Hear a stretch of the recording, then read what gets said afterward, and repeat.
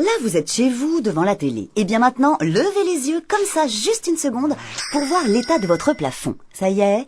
Alors, s'il ressemble à ça, tout va bien. C'est aussi l'avis de Philippe Ponce-Blanc, un architecte qui bichonne tout particulièrement ses plafonds. Le plafond, s'il est en bon état, il n'y a pas lieu de toucher. On peut laisser un plafond propre, lisse. On peut juste créer des éléments de décoration en périphérie d'une pièce, juste avec l'apport de corniches.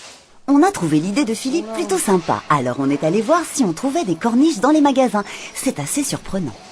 Oh, du polystyrène, regarde. Et c'est aussi léger qu'une plume. Ensuite, tout est une question de goût. Tout dépend quel style on veut donner à l'appartement. Si c'est un style très classique, à ce moment-là, on va surcharger un petit peu les corniches et carrément mettre une rosace en plein milieu du plafond pour donner un décor très lourd. Si vous êtes plutôt contemporain, utilisez plutôt des corniches très sobres. Fixation intérieure. Si la pose est correctement faite avec de la colle, à ce moment on aura juste la corniche à repeindre et à ce moment-là on essaiera de la traiter avec un demi-ton en dessous pour lui donner un petit peu de relief. Les plafonds en bon état se repeignent sans problème. Faut juste bien choisir sa couleur. Philippe, lui, n'est pas partisan des couleurs flashy. La peinture, je préconiserais plutôt du mat, blanc mat, pour lui donner quelque chose de très neutre et surtout très clair au niveau des plafonds. Je ne préconiserais pas un plafond foncé qui aura tendance à écraser la pièce et l'alourdir. En revanche, d'après notre Philippe, la peinture blanche ne vous sera d'aucun secours pour faire du camouflage, surtout si votre plafond a de vilaines fissures comme celle-ci, ou s'il a hérité d'une tuyauterie disgracieuse après travaux. Je ne peux pas cacher des tuyaux ou des câblages existants dans un plafond existant. Il faudrait que je fasse des saignées et la dalle est quand même très peu épaisse pour cacher tous ces éléments, qui peuvent être les linteaux, qui peuvent être les éléments d'électricité que l'on voit ici, ou éventuellement les gaines de ventilation, ce qu'on appelle ventilation mécanique contrôlée. Donc ça passe forcément sous le plafond, et donc on va rajouter à ce moment-là un autre plafond, qui s'appellera le faux plafond. Alors, il y a 3 méthodes pour faire un faux plafond.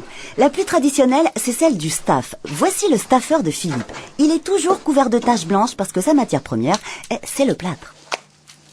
Alors les staffeurs, pour faire un plafond, vont utiliser des plaques de plâtre qui vont être réalisées sur des plaques de marbre pour être très très lisses.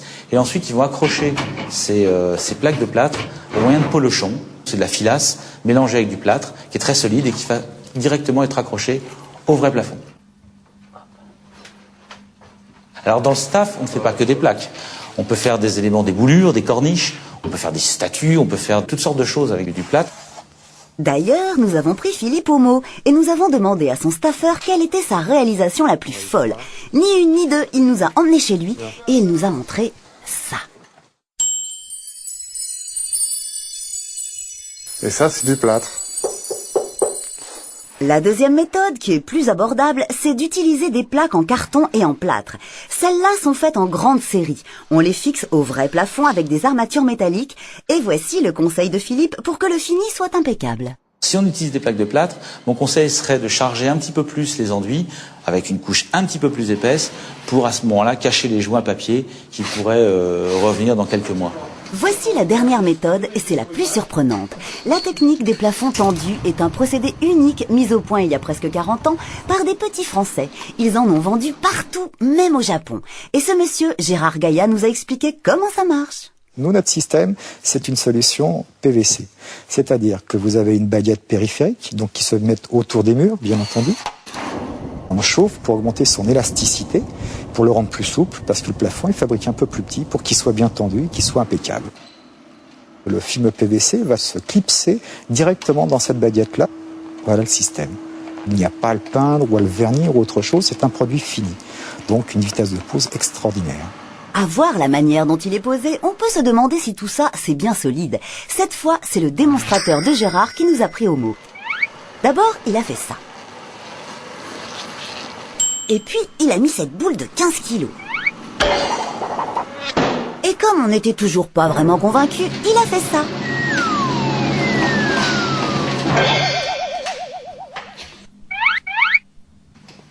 En plus de résister au poids de ses démonstrateurs, le plafond tendu est capable de prendre toutes les formes et toutes les couleurs. Et ils ne se sont pas arrêtés là. Nous avons aussi des plafonds lumineux aussi. C'est toujours le même système, sauf qu'il est translucide et nous mettons de l'éclairage au-dessus. Alors, ce que vous voyez au-dessus de ma tête, c'est simplement de la fibre optique que nous avons fait traverser dans notre plafond tendu. Donc ça vous donne un décor dans votre plafond. Quand Gérard parle de décor, il a raison. Un faux plafond qui en jette, c'est aussi un faux plafond qui sait faire d'autres choses que de plafonner. Et d'après notre architecte, si on sait en tirer parti, ça peut vous transformer une pièce. On va profiter de ce faux plafond pour encastrer des spots basse tension, donc de la lumière, qui va nous permettre d'avoir un éclairage ponctuel sur des tableaux ou des éléments décoratifs gros.